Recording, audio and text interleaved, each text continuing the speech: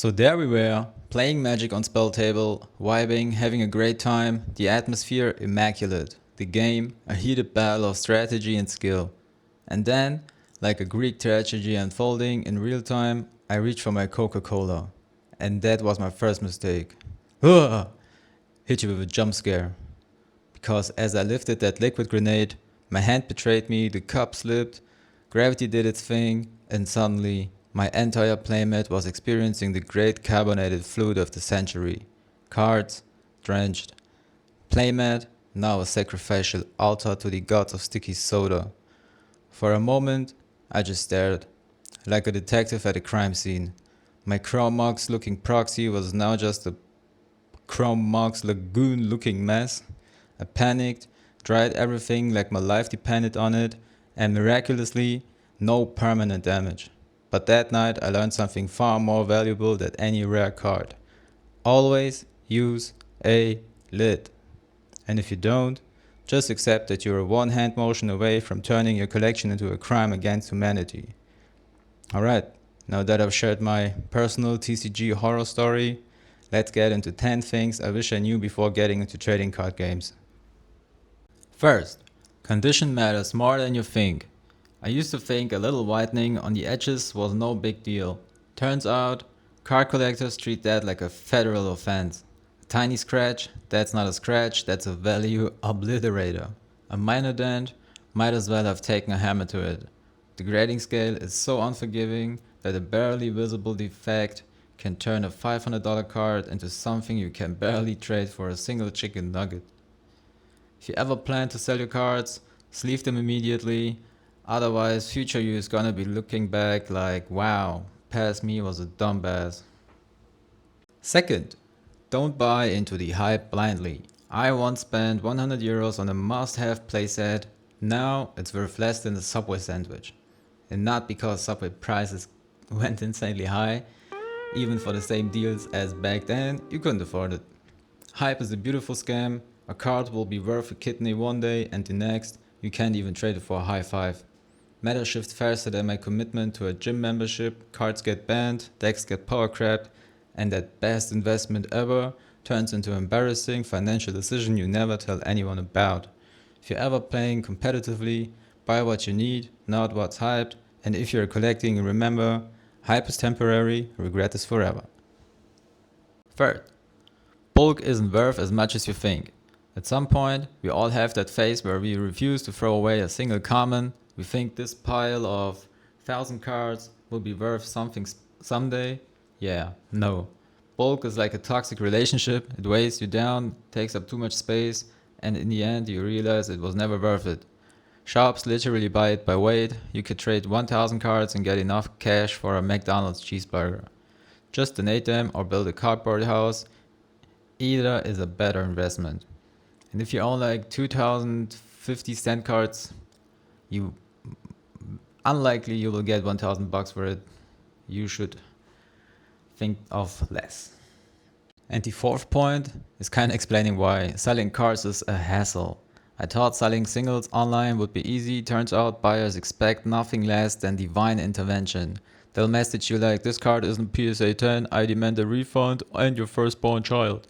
And shipping, oh, you thought that'd be simple? No, you're about to learn more about postage rates than the actual post office. And those guys working there always seem like they're in the first year at their job.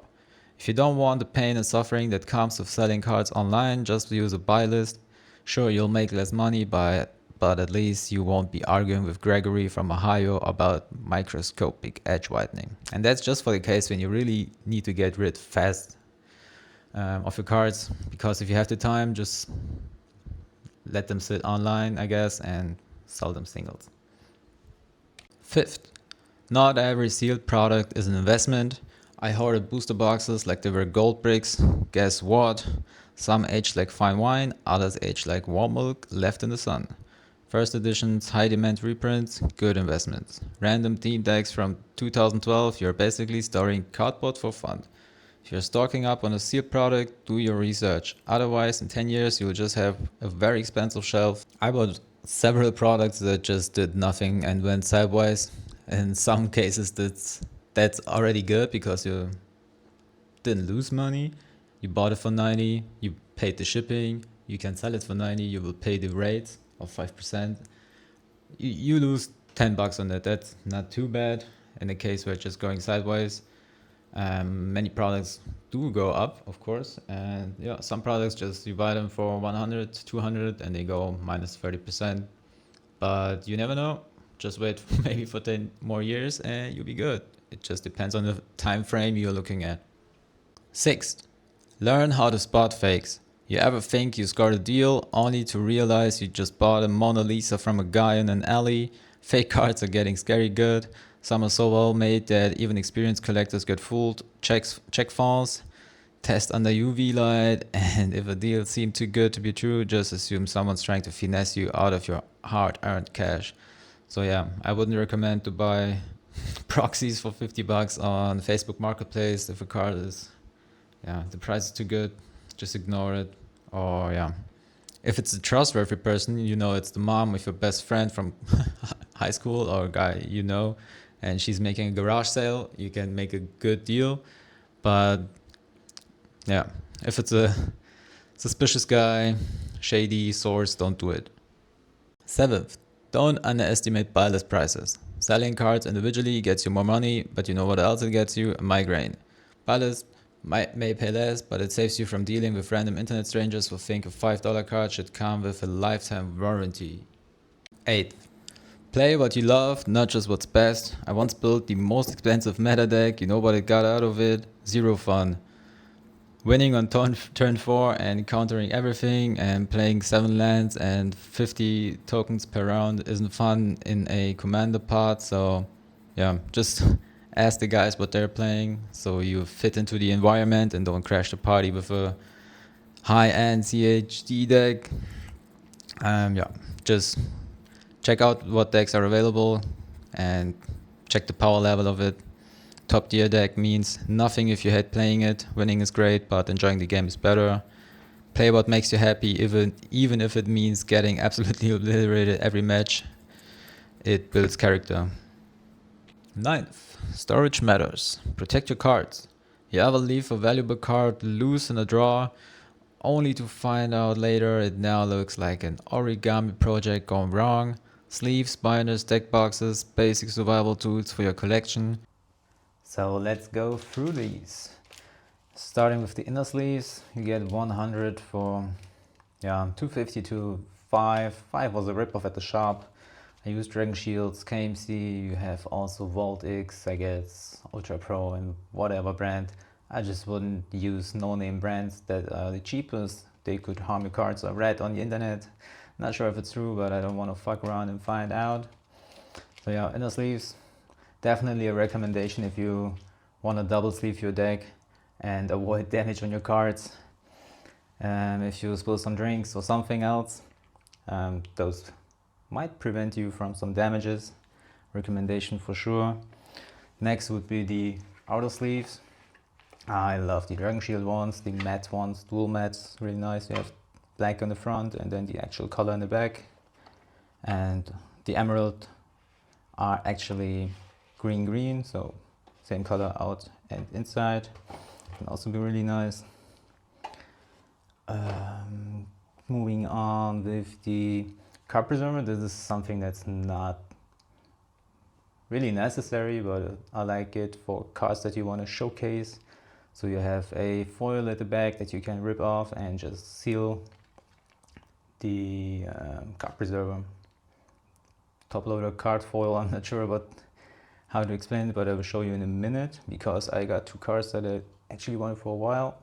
First, Time Thief, matching the playmat, Peach Momoko, really nice. So I just put the cards in a inner sleeve. Also helps you to see the card from the back. Pretty clean, and you can see here the patent pending. So they mean it serious. They mean business. But yeah, I think that's a really cool idea. I'm not sure how to use it, put it in the frame, or sometimes it's just sitting on the table, but it kind of feels more safe. You cannot bend it that easy and it feels more solid. So yeah, definitely preserving cards. And another one, the Validar Sovereign. think this is just a cute card. I think it was a cats and dogs drop, I'm not sure. But I just got it, same here. You can see the card from the bag. And it's sealed. Should be fine. Should be fine, but not sure how to continue with those. Maybe frame, maybe somewhere else. Another thing that's pretty helpful is a box for the cards that are in top loaders. I always struggle with those and just put them somewhere, but it was pretty annoying because you always had to put them on a shelf or something and they get dusty. You move those, they fall on the ground or something. So that's definitely helpful. You can put your pulls in here or the cards you're selling or whatever. Yeah, and you just have to wipe the dust from here or you just put it in the shelf or something. So yeah, that's good for sure. Moving on with deck boxes, I'm a fan of those here. Really simple, they're cheap as fuck. People spend 50 bucks or 30 or something with Team the Deck. Yeah, I just like these. These are really solid, hard plastic, or I'm not sure what it is. Got also the one in green for my One Piece deck, and another one for my upcoming Storm deck. Not finished yet. I'm around 60 cards now. Another possibility for a deck box, the cheapest version I got from Games Island. Best shop in Germany. Yeah, 100 plus cards. I think it was 2-3 euros or whatever for my first deck. So I didn't went fancy on that, but it's really solid. I like it. Another 60 plus cards and deck boxes that I got actually from the starter decks you might know from One Piece, and also helpful for One Piece 60 plus holders for decks, or also maybe Magic standard, but I'm not playing it. So you have those trays, you can put those out. So if you put up an order for the next collector boxes, play booster displays or whatever, don't forget to order some of those. Check up the sales section, maybe you get some discounted and your cards will be, your valuable treasures will be safe. 10th, trading is a skill and a game in itself. The last advice I think is also the most important one, because you can also compare it like to stocks and markets around the globe, because you always have to know what to buy, what to sell. There can always be decisions from companies that change the game, change the facts, shifts in the community or in the game itself, whatever. So you kind of have to be updated on what's going on if you take it really seriously. If you just want to buy and hoard stuff, you can do that as well. But if you really want to try to get your collection and see it as your capital and to make actions to change that and progress it upwards, that would be like your way of doing it, I suggest, because you cannot just live from buying stuff and continue doing that. At some point you will have to make relocations in your financial decisions. So take care and do your researches before you buy something. You never know what's gonna crash, what's gonna go crazy. Bloomberg performed very good. Ether Drift, Innistrad Remastered not so good. So it really depends on the set and the cards and how the community liked it or not. So there you have it, 10 mistakes or things I wish someone had slapped me across the face before I got into TCG. If you've made any of these mistakes, don't worry, you're not alone. Drop your biggest TCG regret in the comments and let's all suffer together. If you enjoyed this video, be sure to like, subscribe, and maybe even sleeve your damn cards. Your future self will thank you. And I do you for watching. See you in the next one. Peace.